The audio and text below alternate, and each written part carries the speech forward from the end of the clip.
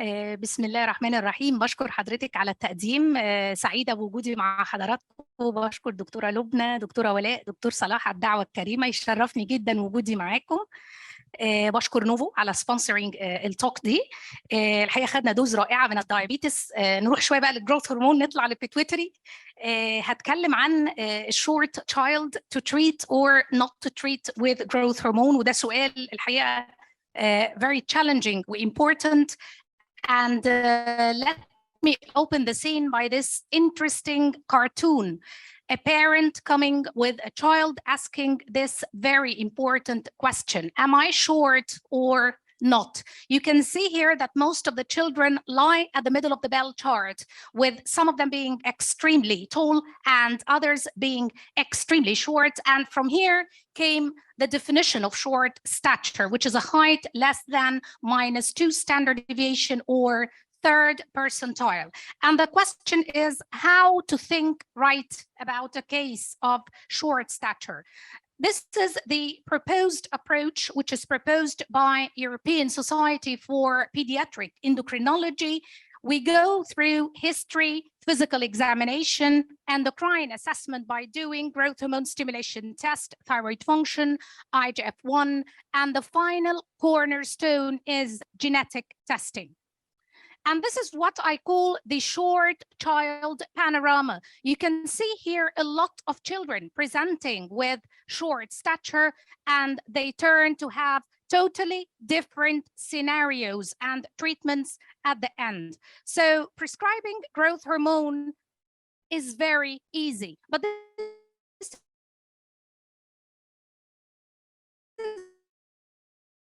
is not the issue. The question here, growth disorder, what do you think? A yes or no? Shall we give growth hormone to any short child? Of course not. The question here is who will benefit from growth hormone therapy? And this is the question that I'm going to try to answer. Now, which way shall we go? To give or not to give growth hormone? Now, looking at 1950,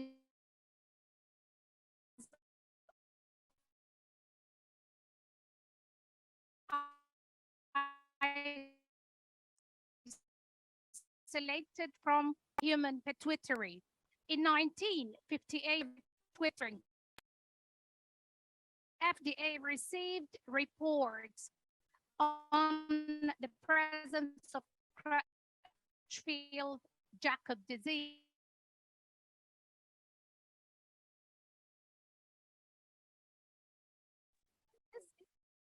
What happened in the past.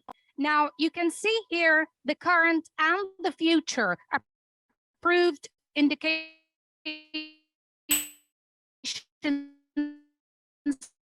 for growth hormone therapy in children, and you can see addictions approved in Europe-based, except that ISS or idiopathic short stature is not yet approved in Europe. Now, let me take you to the story of this 7-year-old girl who came with proportionate short stature. She's very short. The growth velocity is 2 centimeters a year. There's a typical doll-like face, excess abdominal fat, and a normal IQ. And if you look at the accelerate and plateau the height at the age of 3 years. Celiac screening is negative, thyroid function, adrenal function, everything is normal. And the growth hormone stimulation test by 2 tests showed a very low growth hormone. The IGF-1 is very low. The bone age is delayed. So this is the typical diagnosis of isolated growth hormone deficiency. And when we did MRI,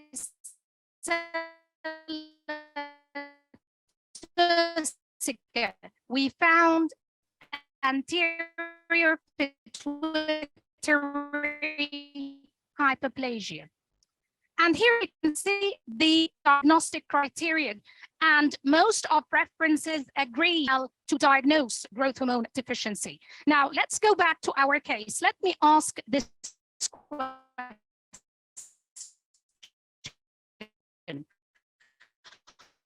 Would you like to give growth hormone for this little girl? Yes or no? And she's gaining more and more height. And please remember that the dose of growth hormone differs in different age group. It differs in childhood, transition period, and in adults. The second indication is infants born small for -2 standard deviation. Now, let me take you to the story of this full-term neonate who was -2.8. The came to age of 1 year requesting me to give growth hormone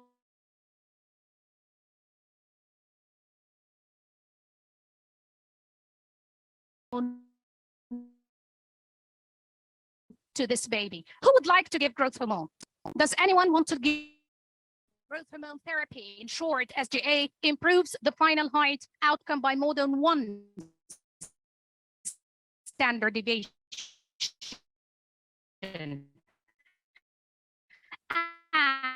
And discontinuation of growth hormone leads to catch down only the final height. It improves metabolic status in SGA babies. It improves the lipid profile. It lowers the blood pressure. It increases the lean body mass, decreases the fat mass. It improves the IQ and the bone mineral density. So simply, it improves the quality of life of SGA infant, and that's why it's approved. Now, let me take you to this 13-and-a-half-year-old girl who came to me with short stature and delayed puberty. She was born with a very low birth weight and length, swelling of the dorsa of hands and feet, mathematic current otitis media. Now, looking at the chart of this girl, she was very short since birth, during infancy, childhood, and adolescence, until the time I saw this girl in adolescence. The thyroid function, the growth hormone, the celiac screening were all normal. The bone age is 2.5 years delay. Look at the GnRH test, high FSH, high LH, low estradiol. This is hypergonadotropic hypogonadism, meaning that the problem here is in the ovaries. So the girl also had a partial horseshoe kidney and the echo is normal. So what is the missing investigation here? Yes, thank you very much, karyotype. And it was supposed to be done from the beginning, not at this stage. So the karyotype revealed a 45X Turner syndrome. And here you can see the indications of karyotype. It's very uneven in the absence of dysmorphic features. So let me ask you the same question. To give or not to give growth hormone in this Turner girl? Yes or no? Thank you very much. Of course, a very big yes. Again, this and the response here was very good, as you see. And this is the clinical practice guide to give large doses 0.045 to 0.05 milligram per kg per day, 7 days a week. What about this cute boy? This is an 8-year-old boy with Williams undescended testis. He has ptosis, low set ears, shield chest, webbing of the neck. And you can see a very low birth weight and length. Thyroid, growth hormone, celiac are normal. The bone age is 2 years delay, and the echo pulmonary stenosis. What's your diagnosis? What do you think? Yes, the same question. Would you like to give or not give growth hormone? Noonan syndrome, yes. It's a little boy, a 4-year-old boy who came to me with short stature. He was born very small, 800 grams, frontal busting, leg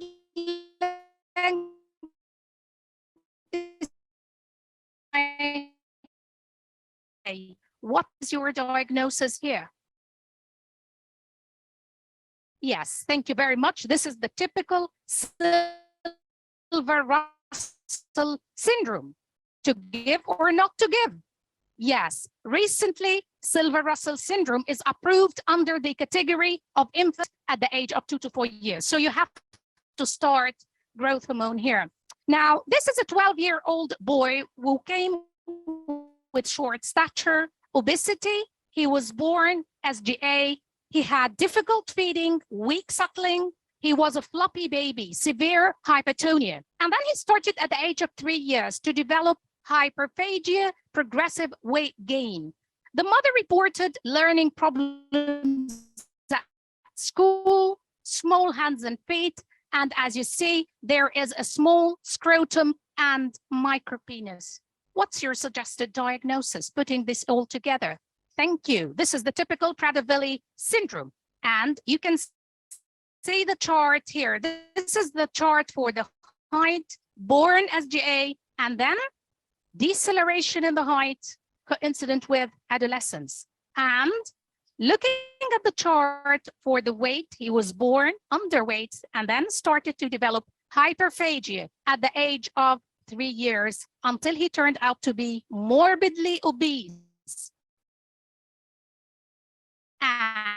And the parents honestly told me that they have to lock the refrigerator because this child couldn't stop eating. He doesn't have access in children with Prader-Willi syndrome, whether deficiency, low IGF-1 or growth hormone resistance. And there's a very long list of comorbidities that we need to screen for in those children, like delayed puberty, adrenal insufficiency, hypothyroidism, diabetes type 2, obesity, and sleep apnea. And this is what we did for this boy: central hypothyroidism, low T4, low TSH.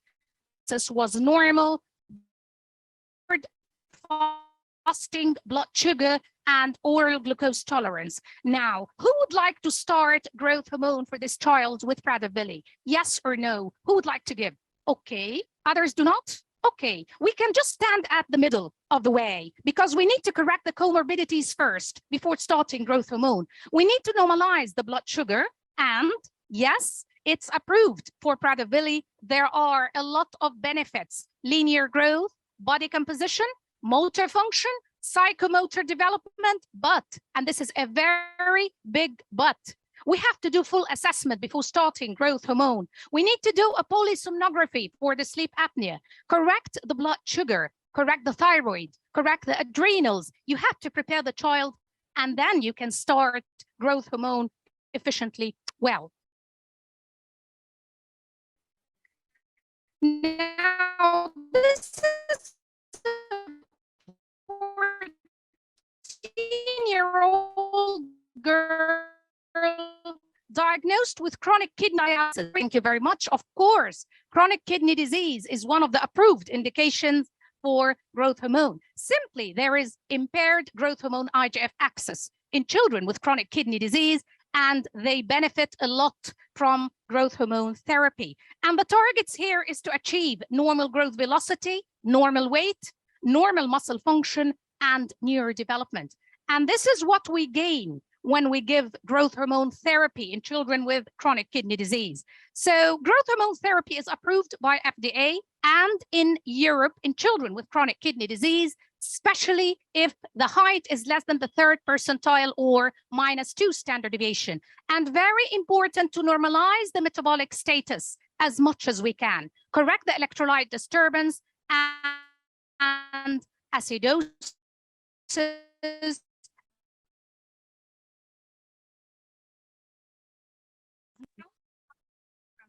To give? Okay, who would like to give again? Okay, again, let's stand at the middle of the way. Let me tell you that growth hormone is not approved in case of renal transplant patient except after 1 year from transplant. Okay, so we wait until 1 year. If she doesn't catch up, we give. And once we give, the response is very good, because there are some reports that it increases the rate of rejection if we start before 1 year. So we have to wait after 1 year. So to sum it up, chronic kidney disease is approved, but renal transplant is not yet approved except after 1 year. Now, this is the last case. This is a 6-year-old boy who came to me with short stature. His birth weight is normal. His family height are completely normal. All the labs are normal. The bone age is matching. Everything is completely normal, and the growth hormone stimulation test is fine. What's your diagnosis? When we do everything and everything is normal, but the child is short. Thank you very much. This is idiopathic short stature. And this is a height more than 2 standard deviation below matched age and sex, with no systemic, endocrine, nutritional, or chromosomal abnormality. Now, would you like to start growth hormone or not? I would give growth hormone, but as I told you, ISS is approved by FDA, but not approved yet in Europe because they think it's not cost effective. And these are various references showing different response. And what they said is that we have to take it case by case on individual base. And finally, let me end up by this message. Early diagnosis and proper treatment of short stature improves the final height, whatever the cause is critical. أنا هاخد ثانية بالظبط. هي ثانية خلاص ثانية فعلا. What if the time is critical? The decision counts a lot, because we need to buy the time to avoid this very sad story. Adolescent coming to me when the bones are closed, asking me to give growth hormone. Unfortunately, we cannot go back with the time. I hope I was able to answer this challenging question to give or not to give growth hormone. Indeed, growth hormone is a magical stick, but we need to use it wisely. And this is the list of the FDA approved indications. And there's another very long list of off-label indications that we need to think twice. So please balance the decision on individual basis. It's not working. مش عارفة ليه. شكرا جزيلا دكتورة. شكرا ألف شكرا. Thank you very much.